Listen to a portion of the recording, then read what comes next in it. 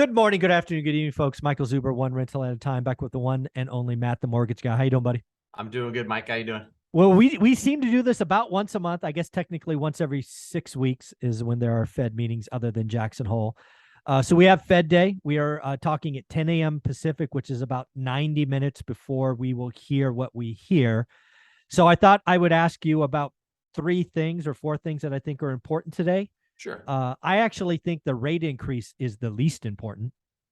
So I might as well ask you, what are you calling for today? You and I have always done 100%. Like, what are your chances of a 50, a 75, or 100? What do you think? Yeah, you know what? I want to pull up, just because I did a survey on my YouTube channel, what the people said. And then I'll tell you that answer, and I'll tell you my answer. My answer is probably 85%, 75 bips. Okay. 10%, 100 bips. Okay. And 5%, 50? Yeah. Okay. It's all these people who make these wild things like, 150 basis points. Like, there's no that's way. cute. Yeah. Wells Fargo. Yeah. Like, Wells Fargo, we are going to be very proud of our boy Jay Powell and the Fed if they can actually do 100. But yeah, to think that they would ever do 150 is pretty wild. I think there's zero chance they do. So while you look at what the people said, Okay. I'll give you my answer. So I think there's zero chance we do 50. Again,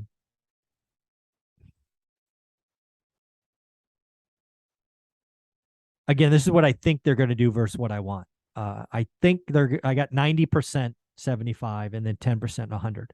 I, without question, will continually say, at least for the next 90 minutes, I want them to do 100. I wanted Jackson Hole 2.0. Jackson Hole was awesome because the market didn't expect it. I hate that Powell is intent on telling the market, letting the market price it in, and then giving it what the market wants. That annoys me. We need to hurt the 1%. We need to shock them. We need to rip the Band-Aid off. The sooner we get to the bottom, the sooner we can plateau and rebuild. I hate this slow. Yeah. I mean, we know we're going to die. A slow death is more painful than a quick death. Why do I want to think about it for put the bullet in my head? Yeah. Get it over. Yeah. Get it over with. So what did the people say? The people say 8%, 50 bips. Okay. They're wrong. 63%, 75. Ooh, I like it. 25%, 100. Oh, wow. Which is, probably like me and you, wishful thinking. And then I put more than 100 bips. 4% of people said. Wow. All right. Okay. I like it. Yeah. All right. So that's, again, I will say that I think that's the least important thing because, again, I think they've telegraphed what's coming. Right. And 100% it's priced in. And like, there's articles written today. That they'll just publish it 11:30. Well, no, I was going to say, like Mortgage News Daily, okay. The Fed rate hike doesn't mean anything for mortgage rates. That's what I was going to ask. Will not mean, unless they do 100. If they surprise the market, I think it does something. Right. And okay. Is that true? Is that a true statement? That's a true statement in my opinion. But whatever you want to say, and this is the thing that people need to hear, is 11 a.m. Pacific Standard Time, when they say, oh, hey, we did 75 bips just like you were expecting, market, no reaction. Correct. Then we start to hear Fed comments. And so that's where we're going next. 11:30 Pacific Standard Time. I'm going to go live on my YouTube channel. Nice. And I think I'm going to stay on through some of the talk. Cool. Because for me, it's interesting to be logged into a dashboard that's tracking mortgage-backed securities. So watching in real time what mortgage rates are doing, while comments are being made from the Fed. Which you can watch it. Yeah. Like literally a sentence comes out and they're like, I don't think the market's going to like that. And you're just like, red. Or cool. He says something that the market likes and we start seeing green. All right. So the next thing I think is actually most important to me and probably, certainly it's most important to you because it directly impacts rates. And that is going to be what's often called the dot plot. I believe the dot plot has because I don't think the Fed rate increase moves the market, stocks or bonds. It's already priced in. The dot plot, that could be a sneaky surprise because I think what the dot plot is going to show that the market doesn't expect is higher, faster, longer. And if that happens to all three of those, that has a chance to move the market. What do you think? Yeah, no, I think you're right too. I mean, I think it's getting real for the market. where the market's going, oh shoot, like we could Yeah, the see, 2 years over 4 now. yeah, a lot higher rates, and they might have to keep them there for a while. So yeah, mortgage rates will suffer. Your stock portfolio will suffer. We've seen the correlation there. Mhm. And so it'll be interesting to see. The dot plot and the comments are really where the action is today. Yeah. So again, the dot plot is number 2. I would argue it's the most important thing today for me, but we can't. So then there's a third element where there's actually 4. We'll get to the Q&A next. His prepared remarks. Is his prepared remarks Jackson Hole like, short, succinct, no escape hatches, no ifs, ands, or buts? We are here. We are real. We are not stopping. We are not afraid of another supersize. This is the third supersize rate increase. We are not afraid to do it again. We know pain is coming. Is his prepared remarks Jackson Hole like, or does he come off more dovish? What do you think? I think with the trend, he's become more hawkish, and he's slowly but surely come around to get a little bit more aggressive. It's always interesting to me to see like how much people hang on every word, every sentence. I heard something recently, harking back to June, I think, is when he talked about like the housing reset, the reset, right? Like, and what first time home buyers and millennials need is a reset. And I think he didn't even say anything about like, prices coming down or any of that. He just said the word reset, and then everybody extrapolated whatever they wanted that to mean for them. Right. Of course. and so, we'll see. So prepared remarks, you're thinking hawk. And I think, again, I don't think the market is set up for Jerome Powell, Jackson Hole 2.0. So I think that can move the market. Again, you're going to be streaming the live stream, so it'll be fun to watch. And then finally, the Q&A. The Q&A, my hope is one of the reporters has a little bit of a backbone.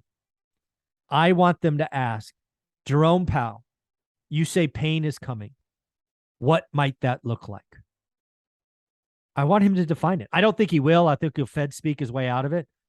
But I hope he answers. I hope he says, well, we might see unemployment go from 3.7 to 4.5. That would be painful for millions of Americans who lost their job.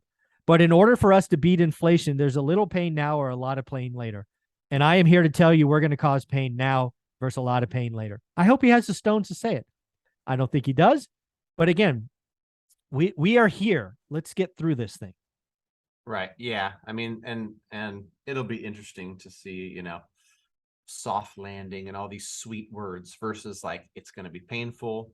We're here now. We have no other choice. We're here now. There's a country song that says, if you're going through hell, might as well keep going. I think what I would ask him too, if I was part of that Q&A, because I heard this somewhere, and I'm not actively involved in following the Fed and really digging into it. My 9 to 5, it is more structuring home purchase and mortgage and stuff that's just not that granular. But I found it interesting that when you talk about inflation and you talk about, having a target inflation rate of 2%, I heard somebody say, and it made a lot of sense to me, that when the Fed is doing what they're doing to try to pull down inflation, if they go, 8.7, 8.2, 7.5, 6.8, whatever, as that trajectory starts going down, they can see the trajectory going down and say, okay, our job here is done. It's on its way to 2. And then start to course correct. It doesn't have to get to 2 before they start changing some of their policies that might, have a positive effect on mortgage interest rates and whatnot. Like, it can just be headed in the right direction. Okay, cool. Like, that had its effect.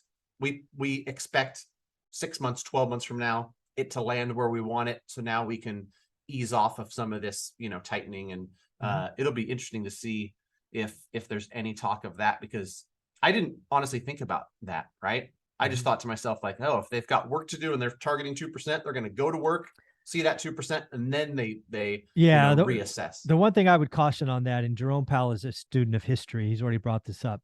Paul Volcker did just that, and it caused a nasty double dip recession. They basically jacked. You can actually look at the Fed funds chart. You can see it. They raised it up. Inflation appeared to be resetting. They brought them down, and inflation raised their ugly head because Volcker didn't take us right to 18%. He took us to 12 or 13, back to 9, and then got caught in that double dip. So I think Jerome Powell is hypersensitive to what's called the start and stop. We'll see. I don't see a rate cut next year. Yeah. And then lastly, since I got you and your mortgage guy, I thought I saw this morning that mortgage rates are now 6.3%, kind of the blended national average. And that's higher than the 6.03 back in June. Is that close to being accurate? Yeah. And, everybody looks at different numbers. If you look at like the daily one Sure. on Mortgage News Daily, that's 647. 647. And I think that one peaked in June at 638. So we're at a cycle high. At a cycle high for sure. Whenever you look at, I think Mortgage Bankers Association, it always lags a week. Okay. So that one, like I point more towards the daily. Thank you. The Mortgage News Daily. Keep in mind, and this is funny too, I had this from a client just in these last couple of days. Hey, Matt, last time we spoke, Mortgage News Daily was here and you were here.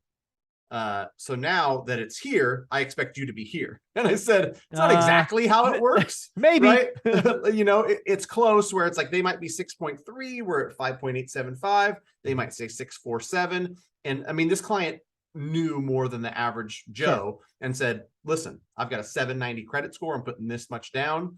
I know I'm lower than that average. Yeah. And I know that you're a broker with thin margins. And so yeah, like high 5s, low 6s for the very best qualified buyers. Of course, we're trying to finagle some seller credit to buy that down, and we can get it lower if we have some credit to buy it down, or if somebody just chooses to do a rate buy down. But that mortgage rate is not as sexy as a 3%. Yeah, we know that. And I still think we are, I don't know, fortunately, unfortunately, whatever you want to say, I think we're going to see a 7. The daily average today is 6.47. I think at some point this year we see it with a 7 on it. What do I have to do? Eat my pinky or something? Or was that 8%? Maybe. I think that was 8. I think. Okay, cool. Yeah, my pinky's safe for now. I won't have to chew it yet. Hey, do me a favor. Where can people find you if they want to work with a professional? Greatmortgagebroker.com. Go there and fill out the form. Let us know where you're at, how we can help. We will be in touch. We've got 46 out of 50 states. If it's a state we're not in yet. Some people contact me about Nevada. I've got the #1 broker in Nevada who I'll refer you to. So Awesome. greatmortgagebroker.com, fill out the form, and we'll be in touch. Thank you, buddy.